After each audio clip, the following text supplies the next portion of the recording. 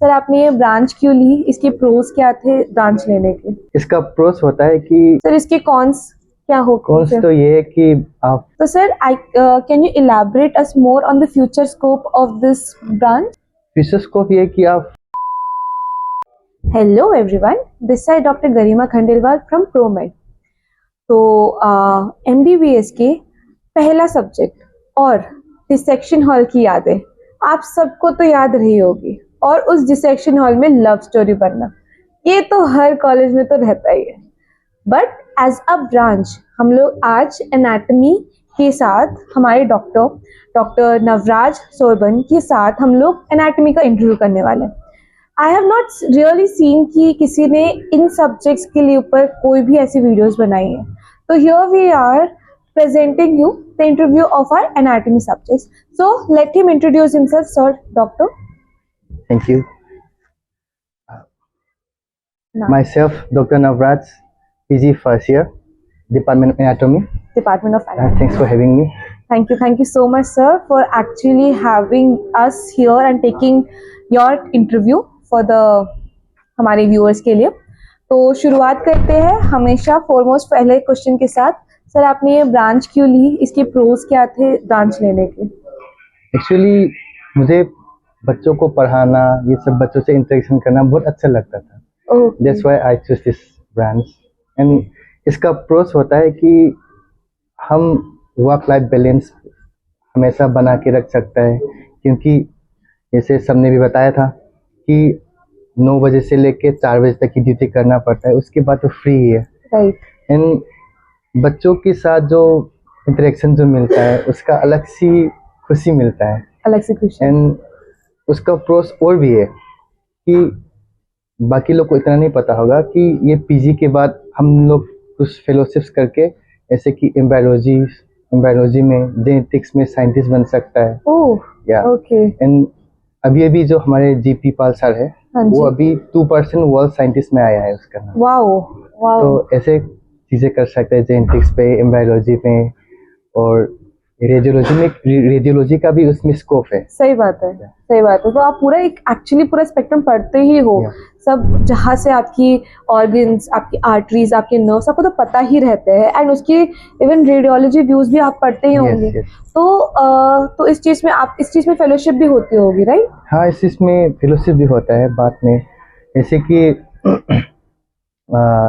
बाकी सब्जेक्ट्स वगैरह जो है उसमें भी जा सकते हैं। अच्छा, okay, that's nice, that's good to know कि हम लोग यूजुअली नॉन क्लिनिकल सब्जेक्ट्स उठाते नहीं है, बिकॉज हमारी प्रेफरेंस क्लिनिकल सब्जेक्ट होती है सबसे पहले, सबकी ही होती है। बट इनकी इनसाइड जाना बहुत इंपॉर्टेंट है, because if you are actually aiming for clinical subjects you can still have an exposure with patient, or you can do the thing you want even after taking non-clinical branch. Sir इसके cons क्या हो? Cons तो ये है कि आप patient के साथ इंटरेक्शन नहीं कर सकता है। हाँ जी। और बस मुझे वही लगता है, बाकी तो सब चीज अच्छी है, अच्छी है, और डिपार्टमेंट हमेशा शांति से रहता है। शांति से रहता है, चिक चिक नहीं होती, टॉक्सिसिटी नहीं होती है, बिल्कुल नहीं, बिल्कुल भी नहीं होती है। मेन चीज, जिनको भी एक्चुअली टीचिंग में जाना है तो you can actually go for it. Anatomy मेरे लिए सबसे बहुत मेरे लिए फेवरेट सब्जेक्ट हुआ करता था फर्स्ट ईयर में। उसको पढ़ना अलग सी ही सेटिस्फैक्शन देती थी। बहुत वास्ट है ना, बहुत वास्ट है, राइट।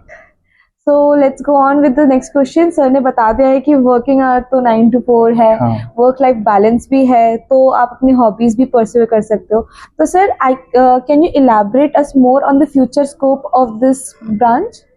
फ्यूचर स्कोप ये कि आप टीचिंग लाइन में जाके प्रोफेसर वगैरह बन सकते हैं, एकेडमिक्स में जा सकता है, और उसके अलावा जैसे मैंने बताया था ना कि आप दूसरे ब्रांच में भी जा सकते हैं फेलोशिप करके, तो उसमें जाके आप फर्दर जैसे कि साइंटिस्ट बन सकता है, एम्ब्रायोलॉजिस्ट बन सकता है। सर आप वो जो डिफरेंट जो क्लिनिकल्स है, क्या क्या एक्चुअली, और क्या क्या है, किस में जा सकते हैं हम लोग, थोड़ा सा इलैबोरेट कर सकते हैं? ये क्लिनिकल एनाटॉमी अलग से होता है। ओके, उसमें क्या रहता है? उसमें ये कि जो human anatomy, human body structures के बारे में होता है, बट इंडिया में अभी वो इतना इम्प्रूव नहीं है। अच्छा। बट ये जो एम्ब्रायोलॉजी वगैरह है, जिसमें IVF वगैरह, वो हम लोग ही कर सकते हैं। तो आप भी कर सकते हो। तो it's a very good important point कि आप आईवीएफ में भी जा सकते हो, बिकॉज एम्ब्रियोलॉजी आपका एक प्रॉपर एक बेसिक रहता ही है, तो इसके लिए आगे आपको फेलोशिप भी करना पड़ता होगा या सर। उसमें एक फेलोशिप करके उसके बाद कर सकते हैं, या Wow. तो जेनेटिक्स में जाके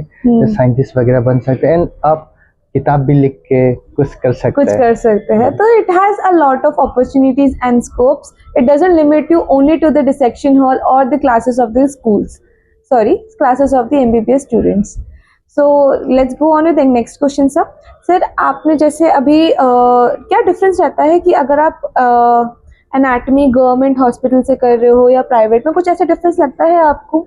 मुझे ये डिफरेंस लगता है, क्योंकि लगता है? इवन मैंने एमबीबीएस प्राइवेट से किया था। अच्छा। तो ये कि सबकी जो नजरें होता है, हाँ हाँ। लेकिन उसने तो प्राइवेट से किया है, उसको Right. कुछ आता नहीं होगा, ऐसे हमेशा रहता है। Okay. ऐसे सेम पीजी में भी हो जाता है। अच्छा। और ये जो अगर हमको कहीं गवर्नमेंट कॉलेज में जाना हो उस पीजी के बाद काम हाँ। करने, उसमें भी थोड़ा सा प्रेफरेंस तो हमेशा गवर्नमेंट की रहती है। तो एक्स्ट्रा एज गवर्नमेंट की रहती है। और इसके अलावा सर? उसके अलावा तो सेम ही, अगर बंदा मेहनत कर रहा है तो प्राइवेट हो गवर्नमेंट हो वो तो सेम ही है। सेम ही रहता है। तो does it give an extra edge की कैडावर्स भी ज्यादा रहते हैं गवर्नमेंट कॉलेज हाँ, में? ये भी चीज है कि बॉडी डोनेशन वगैरह आता हाँ है, हाँ वो गवर्नमेंट कॉलेज में ही आता है। हाँ। तो वेरिएशंस और सब चीज भी दिखते होंगे उसमें ज्यादा अगर बॉडी आता है तो सीखने को ज्यादा मिल जाता है। सीखने को ज्यादा मिलता है, तो ये भी चीज है। तो जितनी बॉडीज होगी उसकी वेरिएशंस भी दिखते हैं, उतना सीखने के भी चांसेस मिलते हैं। तो ये था हमारा फ्यूचर स्कोप। सर आप क्या बोलना चाहोगे अपकमिंग नीट पीजी एस्पिरेंट्स के लिए, जो जब भी ऐसा सोचे कि NIT is not something which I can take, what will you tell them? बस ये बोलना चाहते हो, अगर आप मन से कुछ भी करेंगे तो वो हमेशा कामयाब रहेगा। मतलब कि ये भी ब्रांच है जो बच्चे ले भी सकता है, अगर ज़्यादा वो नहीं करना है, वर्क लाइफ बैलेंस हो गया, और क्या बोल सकते हैं, if you can have a multipurpose business, और आप चीजें या ये चीज भी business- कर सकते हो आप। हाँ, ये भी बोल सकते हो आप नहीं, कि जिनको business एक्चुअली के डॉक्टरी नहीं करनी है। नहीं, डॉक्टरी तो करना है, तो हाँ। उसके बाद अगर किसी को शांति सा लाइफ चाहिए, बस वो तो शांति से हाँ, ये वो बोल तो सकते लाइफ। हो। सर आप आने वाले नीट पीजी एस्पिरेंट्स को क्या बताना चाहेंगे कि इस ब्रांच को लेके क्या है आपके दिमाग में, उनके लिए क्या मैसेज देना चाहते हो आप? मुझे इन लोग के लिए ये मैसेज देना चाहता हूँ कि अगर कोई बंदा की एडमिनिस्ट्रेशन लाइफ पे जाना चाहते हो तो ये सही ब्रांच है ये लेने के लिए। नाइस। या एंड अगर किसी को शांति वाला लाइफ चाहिए, वर्क बैलेंस लाइफ चाहिए, तो it's best one. It's a best Yeah. One, right sir. And इसमें कोई टॉक्सिसिटी है ही टॉक्सिसिटी नहीं Yeah. है। तो I think it will be a better option. Better option. So sir का ये कहना है कि आजकल वैसे भी इतने ज़्यादा टॉक्सिसिटी के हमें इतने सारे न्यूज़ आते हैं, लोग सुसाइड करते हैं, तो why not take a branch where you can actually have your own life, where you can pursue your own hobbies, where you can actually run a hospital by yourself, just take an MD and then उसके बाद आप खुद की आप administration वाली life में जा सकते हो। तो why not go for it? Why is there always a taboo for non-clinical branches? So thank you for watching viewers. I hope आपको ये वीडियो पसंद आई हो, एंड प्लीज़ प्लीज़ प्लीज़ आप बताइए हम अब किसके ऊपर कौन सी ब्रांच पे हम लोग वीडियो बनाएं, एंड कोई भी क्वेरीज हो please pin them down. Thank you.